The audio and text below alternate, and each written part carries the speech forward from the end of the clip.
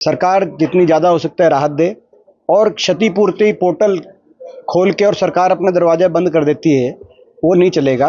ये जो जल भराव की हर वर्ष समस्या हरियाणा में इतना विकराल रूप लेती जा रही है, इसके लिए जिम्मेदार बीजेपी सरकार है कि जिसने भी ये बात की उसे कांग्रेस का लेना देना नहीं था। वो तो कहीं ना कहीं बीजेपी के नेताओं के साथ उसकी फोटो आ रही है। या तो पूरी तरह से पागल आदमी था या बीजेपी के से प्रायोजित था। इस बात की तो जांच हो। पंजाब में बाढ़ आ रही है, हरियाणा में बाढ़ है और कई जगह पे जम्मू कश्मीर की बात है। देखिए, जहाँ तक हरियाणा की बात है, बड़े भारी बारिश की वजह से सबसे बड़ी समस्या आ रही है जल भराव की। बहुत से जिलों में हजारों लाखों एकड़ भूमि जलमग्न हो गई है, जिससे किसान को, ग्रामीण कई जो हमारी बस्तियां हैं वो उसके चपेट में आई हैं। शहरों में तो जो दुर्दशा है वो तो आपके सामने है ही है। इसमें सरकार जितनी ज़्यादा हो सकता है राहत दे और क्षतिपूर्ति पोर्टल खोल के और सरकार अपने दरवाजे बंद कर देती है, वो नहीं चलेगा। सरकार धरातल पे उतरे, स्पेशल गिरदावरी की जाए। जितना भी जिनकी फसलें नुकसान हुआ है, और जल भराव कई तो ऐसा है जहाँ दो दो फसल का नुकसान हो गया एक साथ, अगली फसल भी दिखाई नहीं देती। तो वहाँ पे उस हिसाब से 50,000 रुपये प्रति एकड़ की हमारी मांग रही है कि उतना कम से कम मुआवजा सरकार डिक्लेयर करे।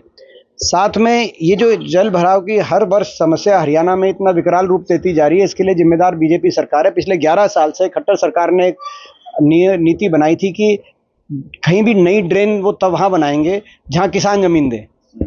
तो ड्रेन ही नहीं बनी, आपने देखा होगा। और ना ड्रेन, ना कोई नहर इरिगेशन के लिए, ड्रेन पानी की निकासी के लिए बनी नहीं पाई। आपने देखा बनी बनाई भी दादूपुर नल भी कैंसिल कर दी इन्होंने, कि दादूपुर नल भी इसलिए कैंसिल कर दी कि भाई मुआवजा देना पड़ेगा। तो जब आप 11 साल तक कोई नया प्रोजेक्ट इरिगेशन महकमे का, कोई बड़ा प्रोजेक्ट पानी निकासी के लिए, टोपोग्राफी बदलती है, वो उस पर आप ध्यान नहीं दोगे, तो आज हरियाणा के हजारों लाखों किसानों को इतनी क्षति हुई है। और सरकार से हम यही कहना चाहते हैं, क्षतिपूर्ति पोर्टल खोल के और दरवाजे बंद अपने ना करे सरकार, और धरातल पे उतरे, राहत जनता को दी जाए।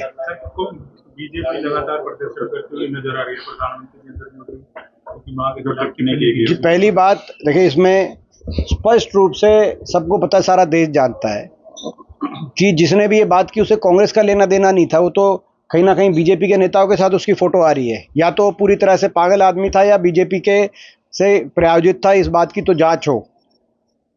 लेकिन ना हमारी यात्रा से कोई लेना देना था, ना कांग्रेस पार्टी। हमारे यात्रा और नेता तो आगे चले गए थे। उसके बाद जब मंच खाली हो गया तो पीछे मंच पर चढ़ के जिस व्यक्ति ने बात की है कही। लेकिन उस बात को लेकर और एक मुद्दा बनाकर भाजपा के कार्यकर्ताओं ने कांग्रेस के पहले प्रदेश कांग्रेस कमेटी के कार्यालय पटना में हमला बोला, जो स्वीकार्य नहीं है।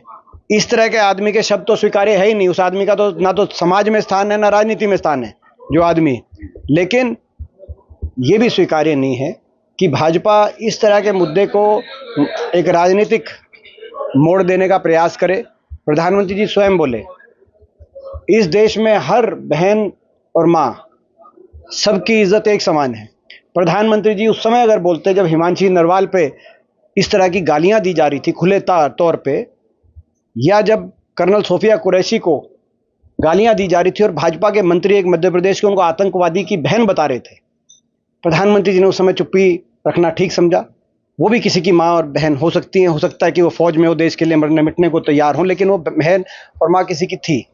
तो उस समय, और भाजपा के जो नेता हैं उन्होंने समय समय पर किस तरह की बातें कही हैं जो अपने राजनीतिक विरोधियों के लिए, वो तो किसी छुपी हुई बात नहीं है। तो स्तर तो इन्होंने इतना गिराया है। लेकिन इस तरह का आदमी कोई भी हो तो उसको हम पूरी तरीके से नकारते हैं। ऐसे आदमी का समाज में स्थान नहीं है जिस आदमी ने इस तरह की बात कही। खट्टर साहब कह रहे हैं कि जो बेरोजगार हो चुके हैं, हुड्डा साहब बेरोजगार हो चुके हैं, उनको हम रोजगार देने को तैयार हैं। देखिए, मैं समझता हूँ कि इस बात पे आत्ममंथन होना चाहिए, और खट्टर साहब को ये माफ़ी हुड्डा साहब से नहीं मांगनी चाहिए। ये खट्टर साहब को माफ़ी मांगनी चाहिए गढ़ी सांपला कलोई विधानसभा क्षेत्र के 2.5 लाख मतदाताओं से, जिन्होंने प्रदेश में सबसे ज़्यादा मतों से जिताकर हुड्डा साहब को विधानसभा में भेजने का काम किया। 90 सीटों में सबसे ज़्यादा मतों से जिताकर हरियाणा विधानसभा में भेजने का काम किया। तो क्या वो उन मतदाताओं ने जो जिम्मेदारी लगाई है विधायक के रूप में, क्या उसका कोई मायने नहीं है? उन्होंने कहा कि कांग्रेस बेरोजगार हो। तो यानी कि खट्टर साहब, खास तौर पे खट्टर साहब कितने वर्षों तक ये विपक्ष में रहे थे हरियाणा में, तो क्या विपक्षी बेरोजगार है?